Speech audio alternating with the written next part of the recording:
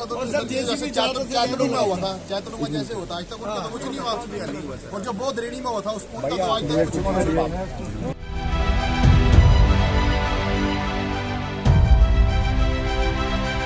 लोग कहते हैं कि सुधीर शर्मा नजर नहीं आते, लेकिन वो लोग कौन हैं जो इस बात को कहते हैं? जरा आप भी गौर फरमाइए कि हाल जानने के लिए खनियारा तो सभी पहुंचे, लेकिन सुधीर शर्मा ने तो मौका ही मार लिया। जब कभी कोई आपदा की घड़ी आई तो सुधीर शर्मा ने सबसे पहले पहुंचकर जनता का साथ दिया है। ये हम नहीं कह रहे, बल्कि ये तस्वीरें बयां कर रही हैं।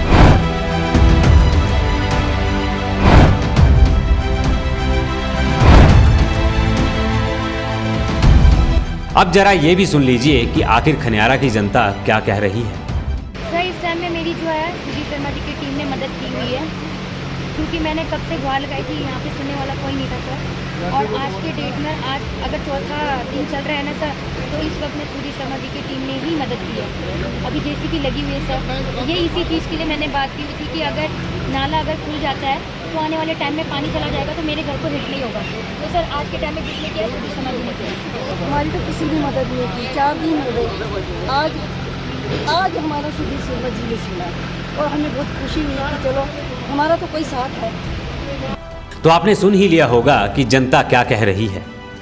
लोग कह रहे हैं कि हमने नेताओं को फोन भी घुमाए, लेकिन सबसे पहले सुधीर शर्मा ने यहां पहुंचकर जनता को आश्वासन दिया और कहा कि मैं अपनी विधानसभा की जनता के साथ हमेशा खड़ा रहूंगा।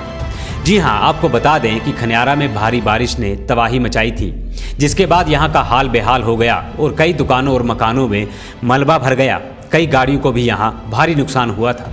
कांग्रेस के राष्ट्रीय सचिव एवं पूर्व मंत्री सुधीर शर्मा खनियारा में आई प्राकृतिक आपदाग्रस्त लोगों को हर संभव सहायता देकर अपना राजधर्म बखूबी निभा रहे हैं। लगातार 5 दिनों से सुधीर शर्मा की टीम मौके पर डटकर सामान्य जीवन बहाल करने में दिन रात एक किए हुए है। खनियारा के इंद्रुनाग में आई प्राकृतिक आपदा में जहां मौके पर जाकर सुधीर शर्मा ने माहौल का जायजा लिया और क्षेत्र में फैले मलबे को हटाने के लिए तुरंत 3 मशीनों का प्रबंध किया। स्थानीय लोगों के मुताबिक सत्ता से बाहर रहते हुए भी सुधीर शर्मा लोगों का दर्द समझते हैं। पूर्व मंत्री सुधीर शर्मा दुख की घड़ी में हर परिस्थिति में आपदा प्रभावित लोगों के साथ हैं। सरकार उनकी मदद करे या ना करे, वह हमेशा तन मन और धन से उनके साथ खड़े हैं। उन्होंने कहा कि धर्मशाला मेरा परिवार है और यदि मेरे परिवार पर कोई संकट आता है तो मैं सबसे पहले खड़ा मिलूंगा।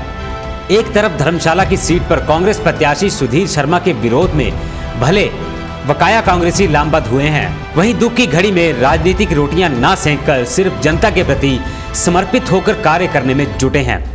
इससे पहले शनिवार को ज्वाली और नूरपुर से धर्मशाला आ रहे सूबे के मुख्यमंत्री जयराम ठाकुर के समक्ष भी सुधीर की टीम ने प्रभावितों को कम से कम 10 लाख रुपए का मुआवजा देने की बात कही थी। इसके साथ ही चैतड़ू में बारिश की भेंट चढ़े मकानों और दुकानों के प्रभावितों को राहत न देने पर भी बात सुनाई गई। लोकतंत्र में जो विपक्ष की भूमिका होती है उसको सार्थक करने में पूर्व मंत्री सुधीर शर्मा और उनकी टीम कोई कसर नहीं छोड़ रही। हम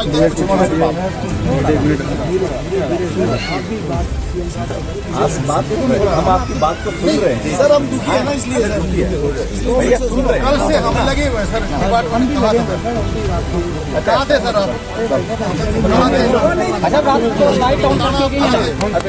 आप सर, हमें जेसीबी चाहिए सर, जो भी चाहिए होगा वो कर रहे हैं। विधायक जी कल शाम से हमारे बीच में अभी जेसीबी कौन लाया था? जेसीबी 3 लोगों के लिए पानी के टैंकर भी भेजे जा रहे हैं। आपदा की घड़ी में सुधीर शर्मा की टीम लोगों के लिए देवदूत से कम नहीं है, जो उनके साथ कंधे से कंधा मिलाकर खड़ी है। Naresh Thakur, him express TV.